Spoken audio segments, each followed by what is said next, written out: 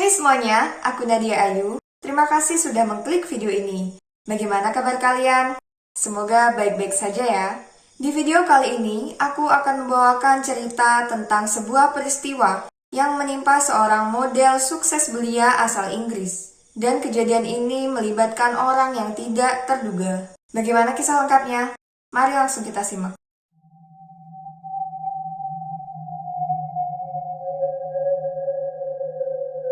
Sally Ann Bowman adalah anak dari Paul Bowman dan Linda Bowman yang lahir pada 11 September 1987 di Carshalton, Inggris.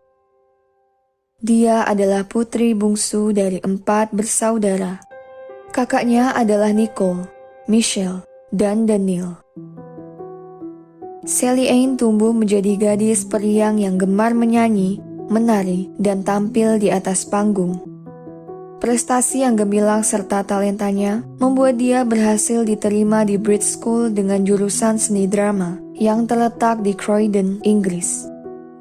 Beberapa bintang dunia yang diketahui pernah bersekolah di sini adalah aktor Tom Holland, Adele, serta Amy Winehouse. Sally Ann diketahui sering tampil di tempat hiburan lokal setempat dan sering disaksikan oleh keluarga serta teman-temannya. Seluruh talenta yang didukung parasnya yang cantik membuat karir Sally Ann cukup sukses. Dia bahkan sempat menjadi model jam tangan mewah dunia asal Swiss, Swatch, dan juga ambil bagian dalam Swatch Alternative Fashion Week April 2005.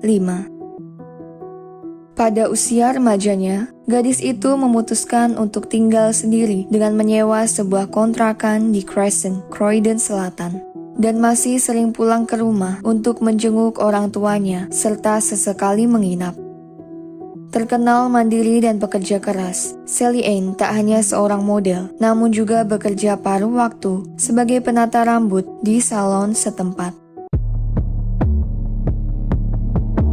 Tanggal 24 September 2005, sepulang bekerja dari salon, Sally Ann pulang ke rumah orang tuanya. Saat sedang bersantai di sofa rumah, dia mendapat pesan dari kakaknya yang mengajaknya pergi keluar untuk menikmati malam minggu bersama. Sally Ann kemudian bersiap dan sekitar pukul 6 petang, kakaknya datang menjemput. Sebelum pergi, Sally Ann berpamitan dan mencium ibunya. Linda mengatakan bahwa dia menyayanginya, yang dibalas dengan kata serupa oleh sang anak. Di lain tempat, Louis Proston sang kekasih malam itu juga sedang pergi bersama teman-temannya. Seperti tipikal hubungan remaja, diketahui Louis dan Sally Ann sering putus nyambung. Teman Sally Ann memberitahu bahwa Louis tak hanya pergi dengan teman laki-lakinya, namun juga ada perempuan lain yang membuat Sally Ann marah. Malam itu, mereka berdua sibuk melempar pesan dan bertengkar lewat ponsel. Pada pukul 10 malam, Sally Ann bertemu dengan kakaknya Nicole di Lloyd's Bar. Setelah itu mereka berpesta hingga dini hari. Sekitar pukul 1 pagi, Sally Ann pulang ke rumah temannya. Lalu pukul 2, dia memutuskan untuk menemui Louis dan meminta untuk mengantarkannya kembali ke kontrakannya di Crescent. Terjadi pertengkaran hebat selama di mobil. Pasangan muda itu tak henti-hentinya saling melempar argumen. Apa yang terjadi selanjutnya akan menghantui Louis seumur hidup. Pada pukul 4.20 pagi, beberapa tetangga mendengar teriakan dari luar rumah mereka. Namun, salah satu tetangga yang mendengar teriakan itu mengaku ketika dia melihat ke arah luar jendela rumahnya, dia tidak mendapati sesuatu yang aneh. Dan setelah mengamati lebih lama, teriakan tersebut tak terdengar lagi, sehingga dia memutuskan untuk kembali melanjutkan tidurnya. Matahari mulai terbit, masyarakat di Crescent mulai melakukan aktivitas mereka. Dan sekitar pukul 6.30 pagi, seorang tetangga yang pada beberapa jam sebelumnya mengaku mendengar sebuah teriakan, menemukan tubuh Sally Ann telah tidak bernyawa. tepat di halaman kontrakan gadis tersebut.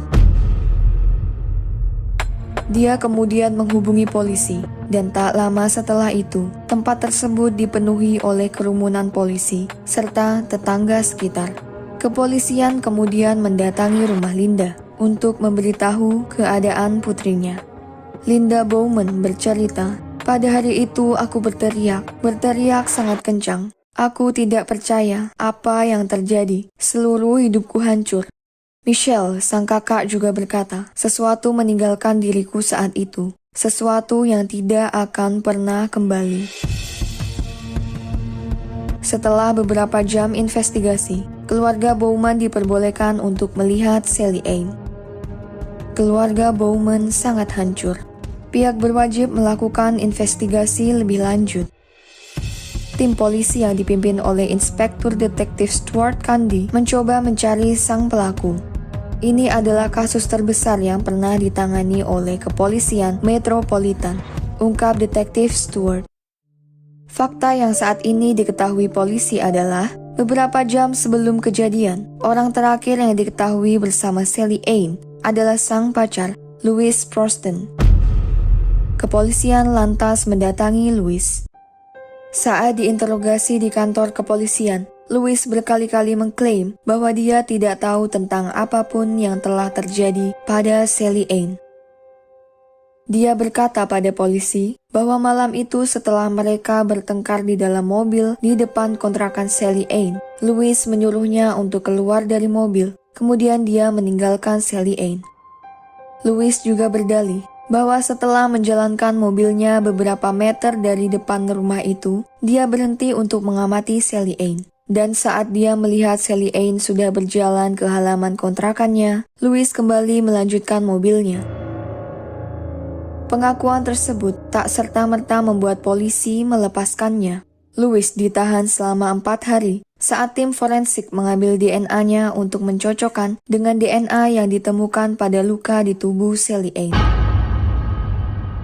Namun, setelah hasil pemeriksaan keluar, kepolisian mendapati bahwa DNA tersebut tidak cocok. Dengan tidak adanya bukti valid, Louis kemudian dibebaskan. Pada tanggal 4 November 2005, Sally Ann disemayamkan di Croydon Crematorium. Keluarga Bowman mengungkapkan bahwa setiap tahun di hari ulang tahun Sally Ann, mereka selalu mendatangi pemakamannya. Hal itu bertujuan untuk membuat ingatan dan keberadaan Sally Ann pada keluarga mereka tidak pernah hilang. Polisi terus melakukan investigasi. 27 Februari 2006, pemindaian DNA massal terhadap 771 orang yang tinggal di wilayah tersebut dilakukan. Namun, hingga jumlah orang yang melakukan pemindaian bertambah semakin banyak, polisi belum juga menemukan siapa pelakunya. 15 Juni 2006, ketika pertandingan Inggris melawan Trinidad dan Tobago di Piala Dunia FIFA tengah berlangsung, Mark Dixie sedang menonton pertandingan tersebut di sebuah pub lokal bersama teman-temannya. Seorang pria tersandung dan tak sengaja menumpahkan minumannya ke baju Mark. Mark Dixie langsung marah. Dia kemudian memukul pria tersebut dan terjadilah perkelahian. Peristiwa tersebut membuatnya ditangkap dan dibawa ke kantor kepolisian Crowley. Polisi mengambil sampel DNA Mark. 2 minggu kemudian, hasil pemeriksaan DNA keluar. Laporan tersebut menyatakan bahwa DNA Mark Dixie cocok dengan DNA yang terdapat pada Sally Ann, serta di tubuh beberapa korban kekerasan lain yang sebelumnya belum terkuak siapa pelakunya. Diketahui korban-korban tersebut seluruhnya adalah wanita dan juga mendapat motif penyerangan serupa dengan yang dialami Sally Ann. Beruntungnya, keseluruhan korban yang berjumlah 6 orang tersebut selamat, sehingga bisa memberikan keterangan tentang ciri-ciri sang penyerang dan juga kronologi penyerangan yang mereka terima. Namun, semua itu tak cukup untuk menguak siapa pelakunya pada waktu itu. Dan dengan penemuan DNA yang cocok ini, seluruh usaha investigasi polisi mulai menemui titik terang. 28 Juni 2006, penangkapan Mark Dixie berlangsung ketika dia sedang bekerja menjadi koki di pub Ye Olde Six Bells di Horley, Surrey. Polisi mengungkapkan, selama penangkapan dan interogasi berlangsung, Mark Dixie tampak terlihat tenang dan menjawab banyak pertanyaan yang diajukan dengan gelengan, serta jawaban tidak ada komentar. Hal tersebut membuat polisi geram sekaligus ngeri. Pihak berwajib kemudian menyelidiki masa lalunya. Mark Dixie Philip lahir pada 24 September 1970 di Streatham, London. Pada usia 18 bulan, orang tuanya berpisah, dan pada usia 8 tahun, ibunya menikah kembali. Dia mulai menggunakan obat-obatan terlarang semenjak usia 14 tahun, dan ketika 16 tahun, catatan kriminalnya dimulai. Tahun 1986, kejahatan pertama yang dia lakukan adalah merampok seorang wanita di Stockwell. Beruntungnya, sang korban selamat, kemudian melaporkan kejadian tersebut pada kepolisian. Mark Dixie lalu dijatuhi hukuman 6 minggu masa tahanan. Di usia 17 tahun, dia berulah kembali dengan motif kejahatan serupa. Selama awal tahun 90-an, Mark Dixie dilabeli oleh pihak kepolisian sebagai salah satu orang yang sangat berbahaya. Ternyata, kejahatan Mark tak hanya terjadi di Inggris, tetapi juga di negara lain.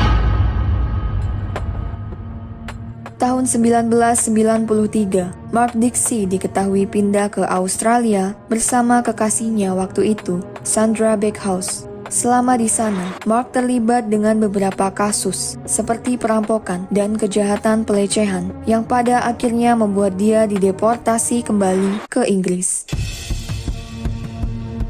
Pada malam peristiwa yang menimpa Sally Ann, Mark Dixie sedang berpesta dengan teman-temannya di pub lokal setempat. Saat itu, hubungannya dengan sang kekasih, Stacey Niven, sedang buruk. Dia kemudian menghubungi Stacey untuk mengajaknya bergabung dengannya dan berusaha membuat hubungan mereka membaik kembali. Namun Stacey menolak dan membuat Mark sangat marah. Emosinya pun menjadi semakin tidak terkendali dan berakhir dengan penyerangan serta pembunuhan terhadap Sally Ann. Penyerangan tersebut terjadi ketika Mark Dixie melewati depan rumah Sally Ann pada sekitar pukul 4.15 dini hari dan mendapatinya sedang berada di luar rumah sendirian. Tanpa ragu, Mark langsung menyerangnya, melakukan pelecehan yang berakhir dengan meninggalnya Sally Ann. Sang pelaku kemudian diketahui kabur dengan membawa beberapa baju, tas, serta ponsel korban. Hatiku tidak akan pernah sembuh, bahkan dari waktu ke waktu. Aku tidak mengerti kenapa anak perempuanku diambil dengan cara yang kejam, ungkap Linda Bowman dilansir BBC News Online, Februari 2008. Setelah sang pelaku ditemukan, Linda Bowman telah berkali-kali menulis surat permohonan pada kepolisian untuk dipertemukan dengan tersangka. Dia memiliki pertanyaan yang ingin dijawab langsung oleh Mark, terutama tentang di mana dia menyembunyikan barang-barang milik putrinya yang diambil pada malam kejadian. 4 Februari 2008, Mark Dixie diadili di pengadilan Old Bailey. Persidangan berlangsung menegangkan. Secara sensasional, Mark berdiri dan menyangkal tuduhan pembunuhan yang ditujukan padanya dan menjelaskan pembelaannya. Tim penuntut akhirnya terpaksa mendatangkan 2 saksi dari korban Mark sebelumnya. Mereka ingin meyakinkan juri untuk memahami betapa kejamnya sang pelaku. Dibutuhkan 3 jam bagi juri untuk menemukan bahwa Mark bersalah. Pada 22 Februari 2008, Hakim Gerald Garden membacakan hukuman bagi tersangka. Mark Dixie dijatuhi hukuman penjara seumur hidup dengan masa tahanan minimal 34 tahun penjara. Setelah dijatuhi hukuman, Mark Dixie ditahan di penjara Belmarsh, London. Tetapi, para narapidana di sana langsung tidak menyukainya dan mengancam akan melukainya. Ketakutan akan keselamatannya membuatnya dipindahkan ke penjara HMP Long Lartin, Worcester, Littleton Selatan. Selama ditahan, Mark Dixie mengaku tetap khawatir bahwa tahanan lain akan melukainya, terutama ketika terungkap pada tahun 2009 bahwa ada bayaran 50.000 pound sterling atau 1 miliar rupiah untuk kematiannya. Dia adalah seorang pengecut yang memangsa wanita yang rentan dan melakukan kejahatan padanya. Di penjara banyak sekali yang tidak menyukainya, terutama sesama tahanan. Ungkap petugas penjara HMP Long Lartin kepada Guardian November 2009. Mark Dixie kini hidup dengan dipenuhi perasaan takut. Itu tadi adalah kisah dari kasus pembunuhan yang menimpa Sally Ann. Semoga peristiwa tadi bisa menjadi pelajaran untuk kita semua untuk terus berhati-hati dimanapun kita berada. Karena bahaya bisa datang kapanpun dan dimanapun, bahkan di lingkungan tempat tinggal kita sendiri. Anyway, terima kasih sudah menyimak cerita tadi. Dan jika kalian suka dengan channel ini, jangan lupa like dan subscribe. Serta boleh banget untuk meninggalkan saran di kolom komentar. Nantikan video selanjutnya dan sampai jumpa.